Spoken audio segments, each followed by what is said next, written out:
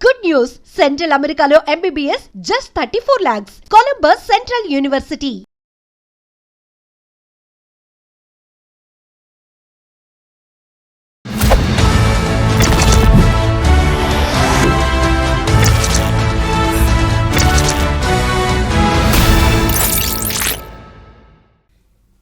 Welcome to iDream trending topic. నేను మీ Rajanirama, public speaker and motivational speaker. ఈరోజు మరొక ట్రెండింగ్ టాపిక్తో మేము ముందుకు వచ్చాను.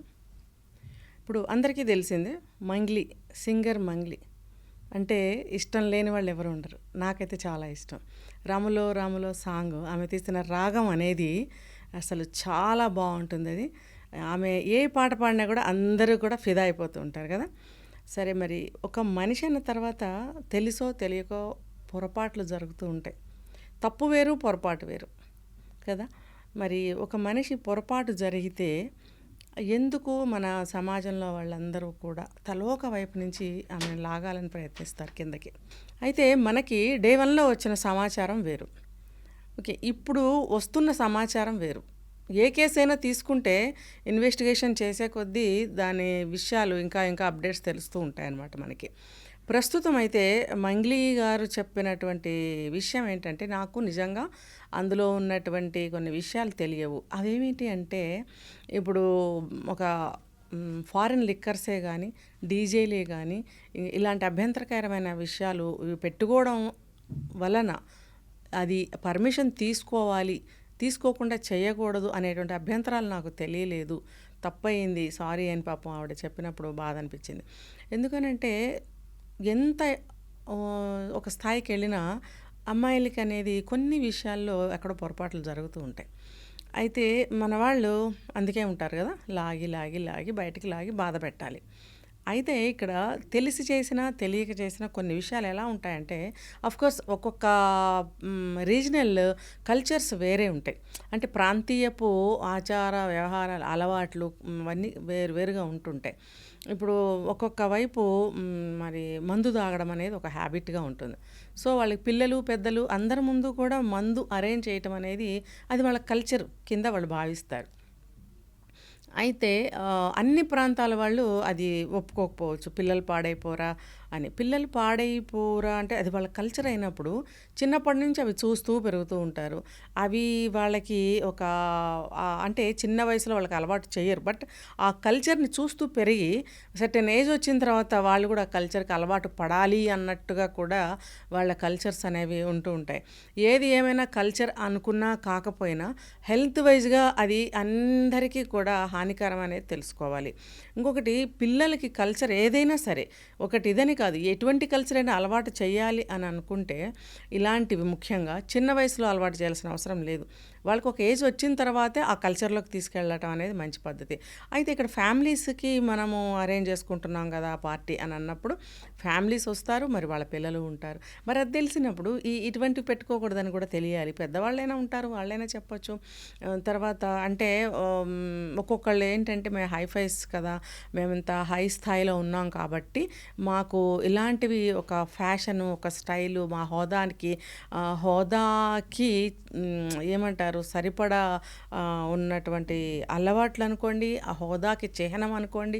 ఇలాంటి అలవాట్లు ఏంటంటే భారీ ఎత్తుల్లో ఫంక్షన్స్ చేసుకోవడము, ఇలా లిక్కర్స్ అని చెప్పి అదని ఇదని ఇంకా ఎటు జెడ్ వాళ్ళు అందులో అరేంజ్మెంట్స్ చేసుకుంటారు. అయితే అది ఎంతవరకు మనకి అవసరము, ఎంతవరకు అది మంచి, ఎంతవరకు పక్కవాడికి అది ఇబ్బంది కలుగుతుంది. ఇప్పుడు చూడండి, అది ఊరు చివరు ఉన్నటువంటి రిసార్ట్స్ అయినా కూడా ఆ చుట్టుపక్కల ప్రాంతాల్లో అర్ధరాత్రి పూట ఎంత సౌండ్స్ వస్తాయి కదా. అట్లీస్ట్ ఇదైనా తెలిసి ఉండాల్సింది.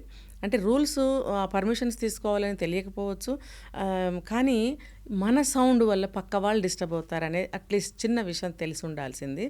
ఇంకొకటి ఏంటంటే, అక్కడ గంజాయి పట్టుబడము, లేకపోతే డ్రగ్స్ తీసుకున్నారు అని ఒక పోలీసు వాళ్ళు టెస్టులు చేసినప్పుడు బయటపడింది అని అనటము అని అంటే, ఇప్పుడు చూడండి చాలామంది ఫ్యాషన్గా తీసుకుంటారు చాలా విషయాలు. ఇప్పుడు మేము ఆ ఫంక్షన్కి వెళ్తున్నాం కాబట్టి మా యొక్క స్టైల్, మా బ్రాండ్ చూపించాలి అని అనుకుంటారు కొంతమంది. ఇప్పుడు నవేడేస్ రేవ్ పార్టీస్ వచ్చేసాయి. రేవ్ పార్టీ అంటేనే అందులో అన్నీ ఉంటాయి. అందులో వెళ్ళే వాళ్ళందరూ అలాంటి కేటగిరీకి చెందిన వాళ్ళే ఉంటారు. సో మిగతా వాళ్ళు అలా వచ్చారని అందులో ఉన్నవాళ్ళు అనుకోరు. వచ్చిన వాళ్ళు అందులో ఉన్నవాళ్ళు ఇలా ఉన్నారేంటి అని అనుకోరు. అందరూ ఒకటే కేటగిరీ కాబట్టి అందరూ అలా తీసుకుంటూ అందరూ ఆ కల్చర్కి అలవాటు పడి అలా ఉంటుంటారు. సో అందులో ఉన్న వాళ్ళకి ఏమీ అనిపించదు. కానీ అది బయట సమాజానికి చుట్టుపక్కల ఉన్న వాళ్ళకి చాలా ఇబ్బందికరంగా ఉంటుంది.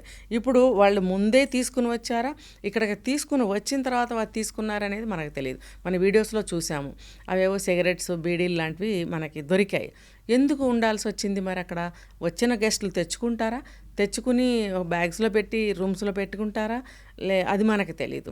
అయితే వీళ్ళు అరేంజ్ చేశారా మంగ్లీ వాళ్ళు అని అంటే, నాకు ఆ సీన్ చూసిన తర్వాత ఈవిడెందుకు అరేంజ్ చేస్తుంది అని అనిపించింది. అయితే నేను చెప్పాను కదా, ఫ్యాషన్గా ఫీల్ అవుతారు కొంతమంది.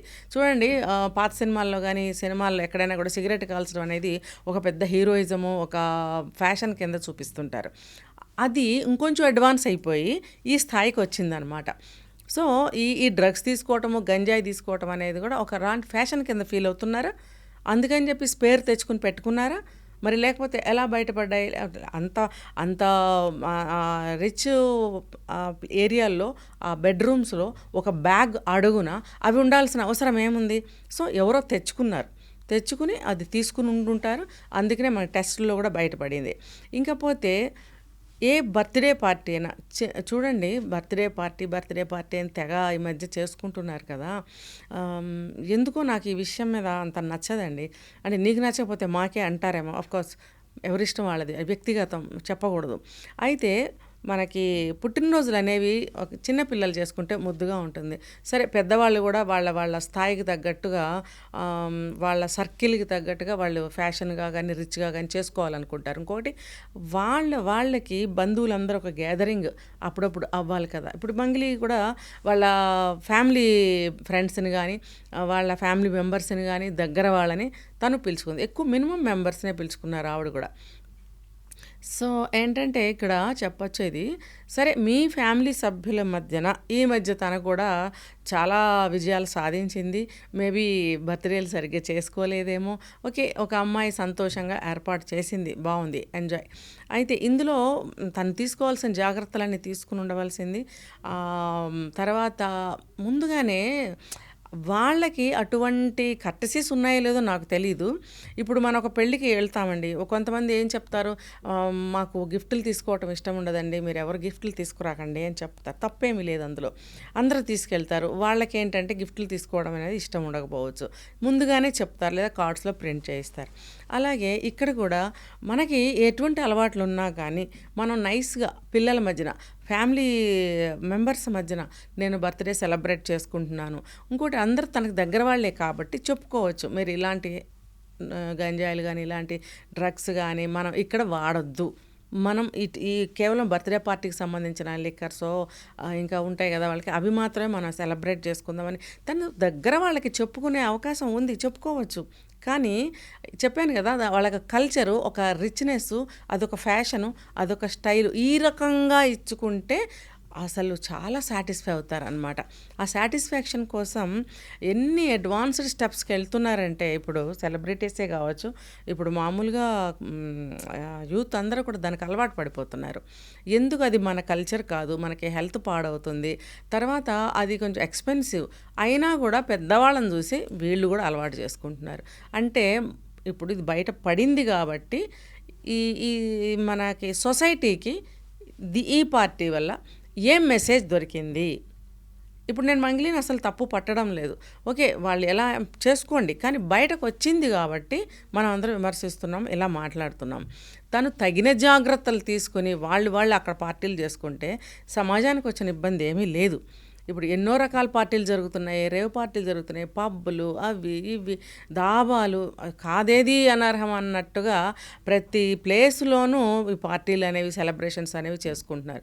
చిన్న చిన్న వాటికి సెలబ్రేషన్ ఓకే, ఒక మనిషి ఉత్సాహంగా, ఎంకరేజ్మెంట్గా, ఇంకా ఉత్సాహంగా ముందుకు వెళ్ళాలి లైఫ్లో అంటే అప్పుడప్పుడు చిన్న చిన్న సెలబ్రేషన్స్ తప్పదు, కావాలి.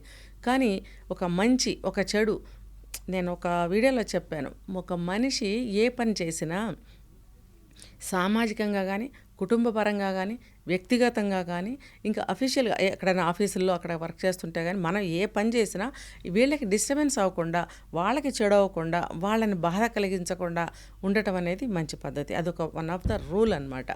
సో మనం ఎప్పుడైనా సరే ఏ పని చేస్తున్నా సరే ఇవన్నీ ఆలోచించుకుని మనం చేయటం అనేది మంచి పద్ధతి.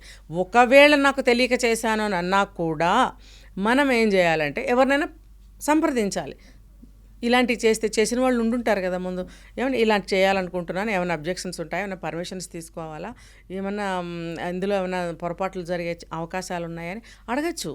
అడిగి తెలుసుకుని ఇలాంటివి ముందుకు వెళ్ళాలని చెప్పి నేను ఒక సజెషన్ అనేది ఇవ్వాలనుకున్నాను ఈరోజు ఈ ట్రెండింగ్ టాపిక్ ద్వారా. ఓకే, నమస్తే అండి.